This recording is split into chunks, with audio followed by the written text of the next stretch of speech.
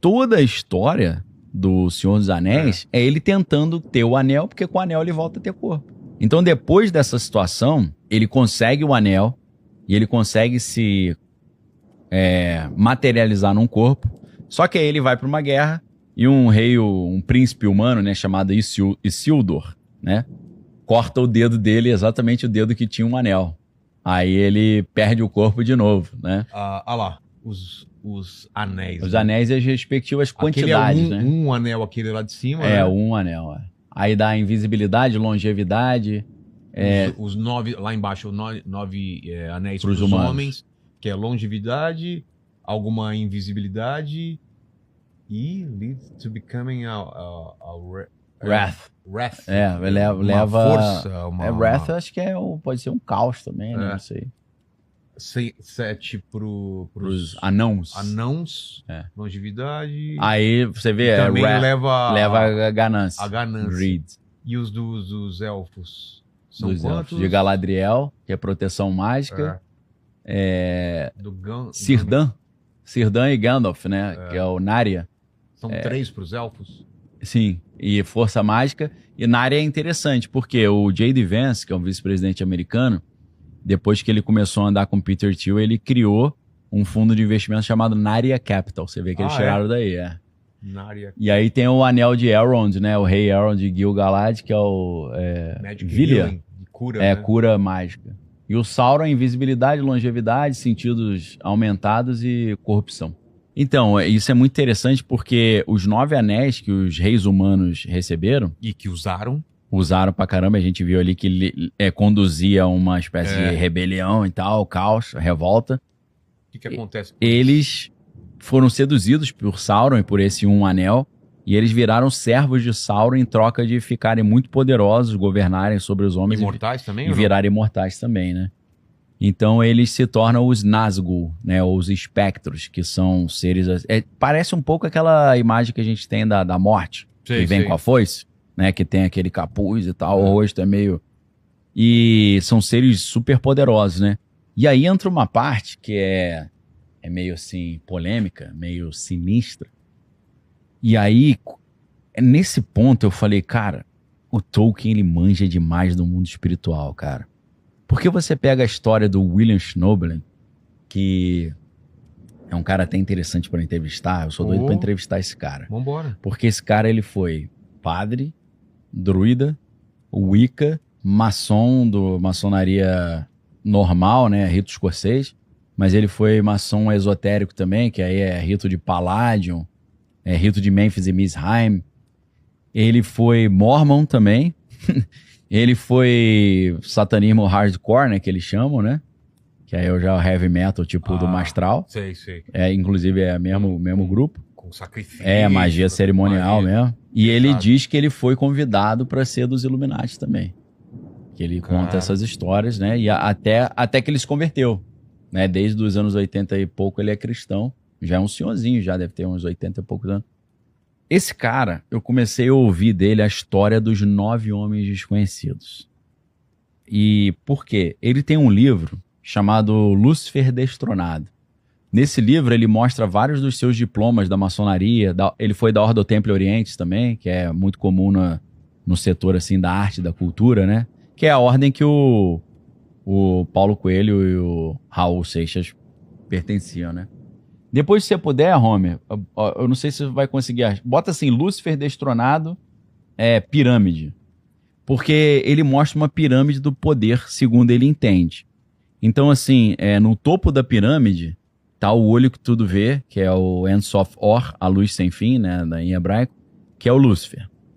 E aí embaixo tem... É igualzinho aquela pirâmide que tem no verso da nota de $1. Sim. Aí em cima tem o olho que tudo vê, que é o Lúcifer, que é o Sauron, o olho de Sauron.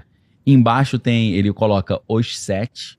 Aí os 7 o quê? Os 7 anjos caídos.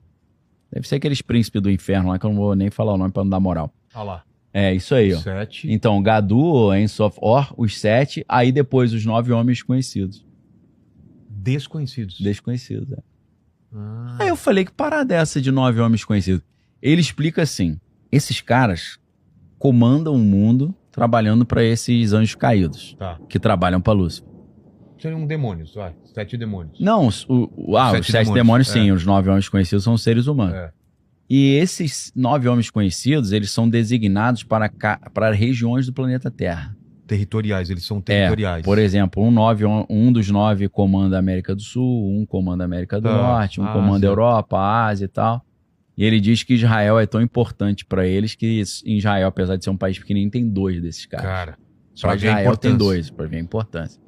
Então, ele diz que esses caras, eles, por exemplo, quando um presidente americano assume, o cara vai até a Casa Branca e fala, você vai fazer isso. Se não fizer, olha o que aconteceu com Kennedy. Assim. É assim. Manda um recado. Não tem muita conversa. Os que se levantaram se ferraram. Tipo, o Kennedy teria se levantado contra esses caras, eles meteram um balaço na frente de todo mundo. Ou a princípio aceitou e no meio do caminho falou, quer saber, exato. Os caras. Agora que às vezes o cara combina antes, quando ele chega no poder, ele fala, agora eu tô mandando. Porque senão ele nem chega no poder, o povo tá do meu lado e tal, e agora eu faço do meu jeito, né? My way on the highway, né? I did it my way. Aí deu zebra. Então, é claro que quando eu comecei a ler essas coisas do William Schnobel e assistir também, porque tem várias palestras dele na internet, se você pegar a palestra dele, Exposing the Illuminati from Within, expondo os Illuminati a partir do... em português eles botaram expondo os Illuminati a partir do âmago, né? A partir de dentro. É uma palestra de, sei lá, de 3, 4 horas que ele deu para um evento chamado The Prophecy Club, né? O Clube da Profecia. Cara, essa é uma das coisas mais maneiras, mais interessantes que eu já vi na minha vida. Pode ser tudo mentira, mas é interessante pra caraca. E aí ele fala de novo desses 9 homens conhecidos, né? Desses caras que mandam pra caramba, que seriam... esses caras seriam meio semideuses também. Eles ganharam desses anjos caídos poderes muito excepcionais. E aí, se você pesquisar na internet em português, os 9 homens conhecidos, você cai nos sites assim da maçonaria falando que os 9 homens conhecidos é a sociedade secreta mais antiga do mundo e mais poderosa. Cara, dá uma pesquisa pra ver o que aparece. 9 homens desconhecidos. Quero ver o que a IA vai falar. A lenda dessa sociedade secreta, que só tem 9 pessoas, ela vem... Boa parte dela vem da Índia. Na Índia, eles tinham esse conceito também que existiam 9 homens que mandavam no mundo trabalhando para os deuses. Então, cara, quando você pega isso, compara com os 9 reis Nazgûl do Senhor dos Anéis, você fala, meu irmão, cara, acho que Tolkien manjava dessas paradas. Então, eu acho que ele manjava. Aí, você começa a ver, cara, que Oxford, onde ele dava aula, junto com o C.S. Lewis, ali é alto escalão, né? Claro, lá. Ali você sabe que rola de tudo, né? A própria Inglaterra, né? O Grã-Bretanha é polo do ocultismo. Lá de trás, né? O que apareceu aí? Os 9 homens desconhecidos são uma lendária sociedade secreta indiana, supostamente fundada pelo imperador Ashoka por volta de 273 a.C., em uma batalha sangrenta com o objetivo de preservar conhecimentos científicos e técnicos avançados. Essa é uma das buscas. Aí você vê o nome do imperador, né? Ashoka. Você lembra da série do Star Wars? Não. Ashoka. Tem esse nome? Eu não sou muito fã de Star Wars. Tem? Tem, pô. Dessas novas, né? Meio fuleira da cebola. É aí aquela que tem aquele negócio. Ashoka. Aí, cara, você pega o trabalho do Mastral, se você pegar o livro dele, que é o Guerreiros da Luz, volume 2, você vai ver que ele conta uma história que ele teve contato com esses caras. Mas entendeu? Ele chama do quê? Não fala de Ele chama de Grupo dos 9. Ele chama Grupo dos 9. Grupo dos 9, né? Então eu não vou entrar muito no mérito que esse assunto é mais cabeludo. Aí, ó. Tá. Vê se tem um posterzinho, pra galera ver que o nome é Ashoka mesmo, que não fui eu que inventei. Você vê de onde a galera da Disney, que comprou o Lucasfilm, tá tirando as paradas. Pô, os caras estão indo buscar ainda. Entendeu? Tá, a sociedade secreta mais poderosa do mundo. Criada pelo... Olha lá, ó. Sobe um pouquinho aí pra galera ver o nome. Olha lá. Tá a soca, mas, pô, né?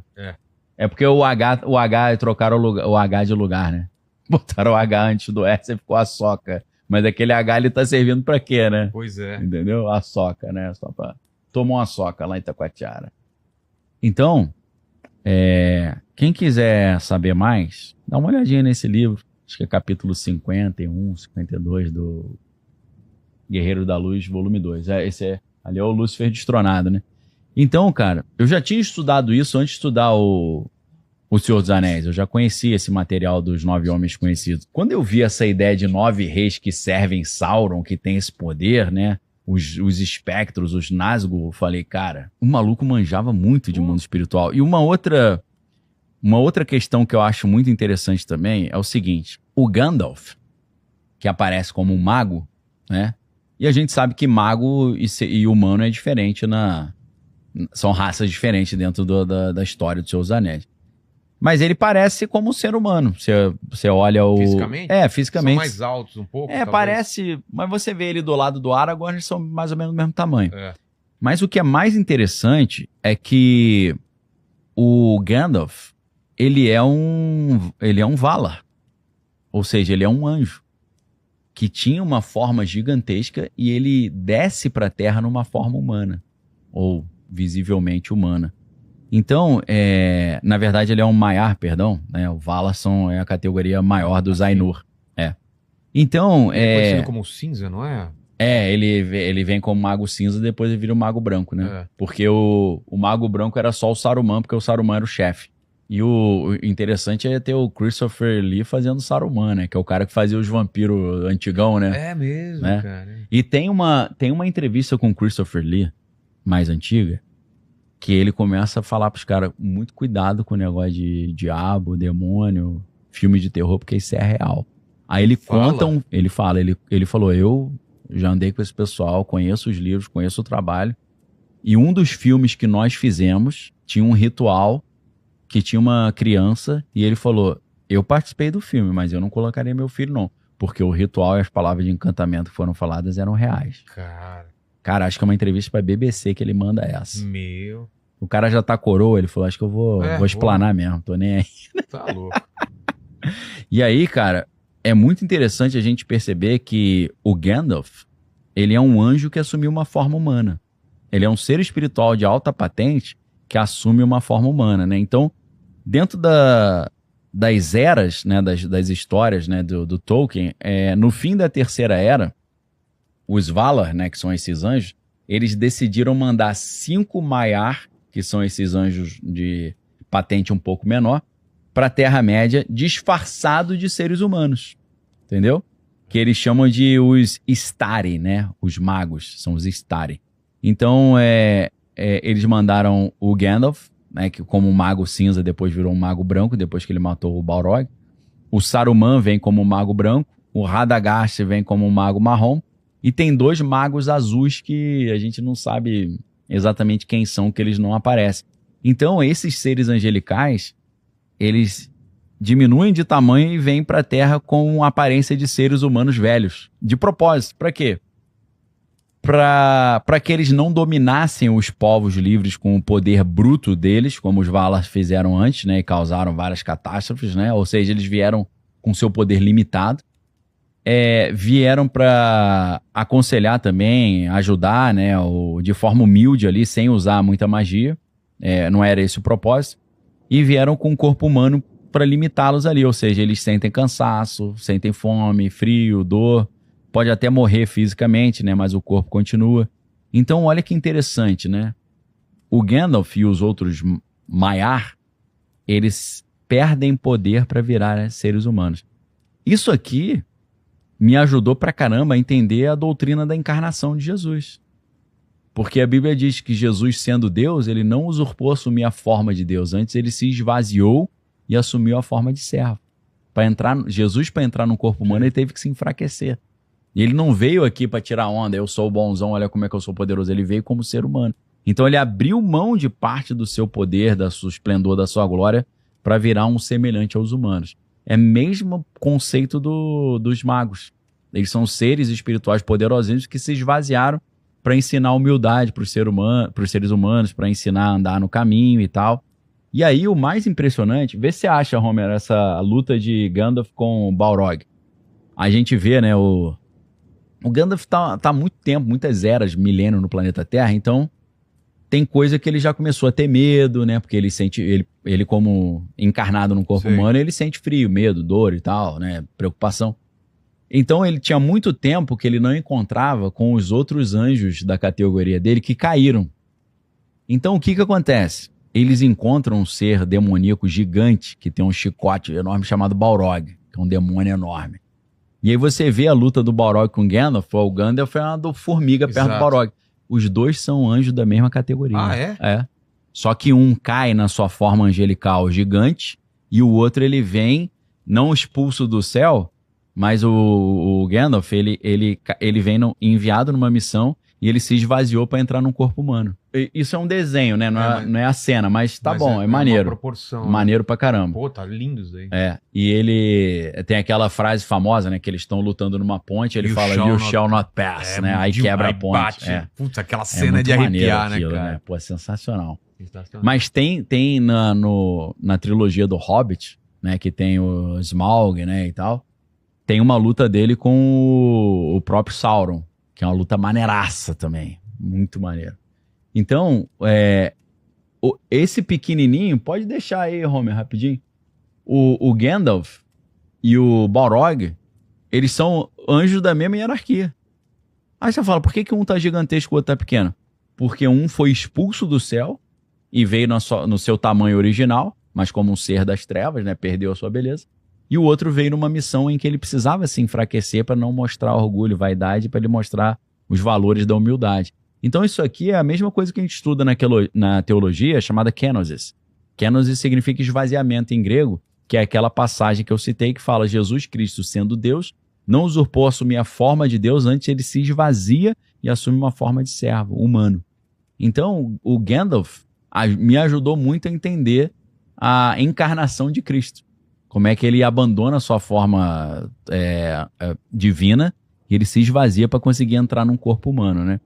Então, assim, cara, é muito ensinamento espiritual, né? A gente vê, por exemplo, uma situação muito interessante de possessão também e de exorcismo, né, ou libertação, que é a cena do rei de Rohan. O Gandalf está tentando reunir os reis humanos para entrar numa guerra contra o Sauron, né? E aí, quando ele chega no rei de Rohan, o rei de Rohan tá com um aspecto muito estranho, muito decaído assim, né, oprimido. Ele tá dominado por um conselheiro lá, que se eu não me engano o apelido dele é Língua de Cobra, que é tipo aquele conselheiro do rei que tá manipulando o rei. E o Gandalf, quando chega lá, ele percebe que tem algo errado. E ele vai perceber... ele tava meio que possuído pelo Saruman. Sim. O Saruman, que é o mago que era do bem e virou do mal, que vendeu mudou de time, vendeu a alma, ele tava controlando esse rei, para que esse rei, ficando ali totalmente debilitado e opresso, ele não fosse para a guerra contra o Sauron. Então ele estava favorecendo o Sauron, impedindo que olha lá, o visual dele. E ele tava, você vê que ele tava ali assim, não só meio alienado mental, mas você vê que o olho dele tá meio escurecido, ele tá sem brilho no olho, e ele eu acho que ele não consegue nem andar. Ele ficou até meio paralítico. Isso me lembra uma experiência real, que eu não vi, mas eu conheço quem viu, né? O primeiro pastor que eu tive, quando eu era adolescente, foi o pastor Arlindo Mendes, que era um cara que, apesar de ser professor livre docente de medicina da Universidade Federal Fluminense, era um cara muito espiritual. Esse pastor, infelizmente já falecido, o primeiro emprego que eu tive foi trabalhando com ele na editora dele. Ele e outras pessoas da igreja foram visitar uma senhora que ela estava entrevada. É uma senhora que de repente começou a perder força nas pernas, força na coluna, e ela não conseguia mais andar, sem motivo nenhum aparente, os médicos não conseguiam entender, e ela passou a ficar sem falar também, ela ficou muda, não falava, não olhava, não interagia, ficou entrevada ali na cadeira. E o marido, ou a filha, não me lembro quem, chamou para fazer uma visita. Eu não estive nessa visita, mas eu escutei eles contando a história, né? E aí, quando eles chegaram à casa, né? O marido e a filha falaram, não, podem sentar, a gente vai preparar um café para vocês. E a mulher tá sentada quieta ali, nem olhou pros caras, ela tá olhando pro nada. E aí o pastor Arlindo Mendes, né, todo mundo conversando, e aí, como é que vocês estão? Pô, prazer conhecer, obrigado pelo convite. E ele tá ligado na missão, sim, com o radar. E aí ele tá ali, né, ele contando, né, pô, tô ali, ele é médico também, né? Sabia que aquilo ali não era uma doença normal, não é algo degenerativo nem nada. Ele sentiu que era uma opressão espiritual. Então tá o pessoal conversando e tá ele só fazendo reconhecimento de campo, analisando a casa. E aí Deus sinalizou para ele uma mesa cheia de perfumes. Falou, ó, a causa tá ali. E ele disse que na hora que ele olhou para a mesa, a mulher que estava entrevada olhou para ele. Ela acordou, deu uma despertada. Aí ele foi indo em direção à mesa e olhando para ela, quase que perguntando, tá quente, né? Tá ficando quente, que ela ficou incomodada, né? E aí ele foi chegando. Na hora que ele foi no meio assim de, tipo, coleção de perfume, ele pegou um certinho, que Deus tinha mostrado. Na hora que ele pegou, ela falou. Ela tava anos sem falar. Ela falou, larga isso que não é teu. Nossa. Aí ele falou, é esse aqui, né? Aí ele pegou e jogou pela janela. Na hora que ele jogou, ela ficou possuída. Aí ele expulsou o demônio. Quando ele expulsou o demônio, a mulher voltou ao normal. Igual... Vê se acha o rei de Rohan normal. O cara ficou normal, pô. Saudável. Andando, guerreando. E aí ele perguntou pra eles. Ele pegou o perfume lá e falou, esse perfume aqui, qual é a procedência? Aí a mulher falou, esse perfume veio de uma prima minha. Aí ele falou, ela fez um feitiço no perfume pra te destruir. Aí ela falou, ela sempre teve muita inveja de mim, mas eu não imaginei que um perfume pudesse me prejudicar. Olô. É uma história muito parecida, né, com essa libertação do rei de Rohan, né? Então, assim, eu vejo O Senhor dos Anéis, cara, e outros filmes também, né? Eu vou lembrando de experiências reais minhas, as histórias que eu contei. Olha lá, ó, Vilela. Não tá tão nítida essa foto aí, mas dá pra ver que o cara tá mais garoto, né? Tá mais ali. Esse não é o mesmo, não. É o mesmo cara. É o mesmo É ele cara? mesmo, é. Ô, louco. É ele mesmo. Aí depois tem uma cena maneira, porque a filha dele, né, a mulher não era pra ir pra guerra, ela vai pra guerra fantasiada de homem, e aí um desses espectros, desses 9 desconhecidos, né, os Nazgûl, ele desce na frente dela, e ela puxa a espada, e o rei lá, o humano virou demônio lá, fala pra ela, o que você acha que você tá querendo fazer? Nenhum homem pode me matar. Aí ela tira o capacete, né, e fala, não sou homem, sou mulher. Aí mata ele. Legal pra caramba a cena, né? É girl power também, né? As meninas gostaram. Então, assim, cara, essa obra do Tolkien, pra quem manja, assim, de mundo espiritual, batalha espiritual, magia, ocultismo, cara, tu olha ali e você fala, meu irmão, como é que esse cara sabia isso tudo? Né? E eu digo pra vocês, eu estudando a obra do Tolkien me ajudou a entender melhor a Bíblia. Se você tem o olhar atento o suficiente, né, pra poder pescar esses easter eggs ali que estão escondidos ali nessa história incrível, né, maravilhosa. E aí tem outra questão interessante, porque o Saruman, que é o mago do bem que virou do mal, virou um traidor, né, na sua cidade ali de Isengard, né, ele começa a criar um exército maligno mais poderoso, né? Porque o exército que o mal usa na história são os orcs. E ele acha os orcs ali fracos ao sol, eles não suportam muito bem o sol, ele não gosta de luz forte. Eles, no sol, eles ficam lentos, então não conseguem brigar de dia, né? Eles são desorganizados, eles não têm muita força física, eles brigam entre si mesmos e tal. Então o Saruman, usando a sua sabedoria só que pro mal, né, e a magia maligna, e as artes sombrias, né, que ele chama das Dark Arts, né, ele cria através de uma... Então, isso aí é exatamente... Esses não são orcs normais. O da direita foi uma criação, não tem que é o orc branco, não tem nos livros, mas o da esquerda é um exemplo do Uruk-hai. Uruk-hai é uma nova espécie de orcs que o Saruman cria através de magia e de engenharia genética. Ele mistura o DNA dos seres humanos com o DNA de animais, com o DNA dos orcs, né? Então, no livro As Duas Torres, não é mostrado ali o detalhe exato de como ele fez isso, né? Mas o Barbárvore, né, no filme, que é uma árvore que fala e tal, né, que é uma figuraça, ele dá uma explicaçãozinha, né? Ele fala que o Saruman, ele transforma, ele cria esses super orcs misturando DNA dos orcs com DNA dos seres humanos, né?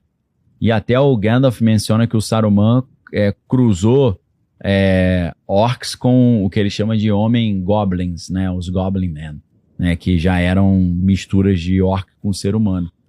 Então é muito interessante essa ideia da barbárvore, né? Que são os Ents, né? É interessante que em hebraico a árvore é Etz. E aí ele botou o nome Ent, né? Meio parecido, né? O Tolkien, ele puxa de tudo quanto é tipo, de muita coisa do árabe também. É legal pra caramba, né?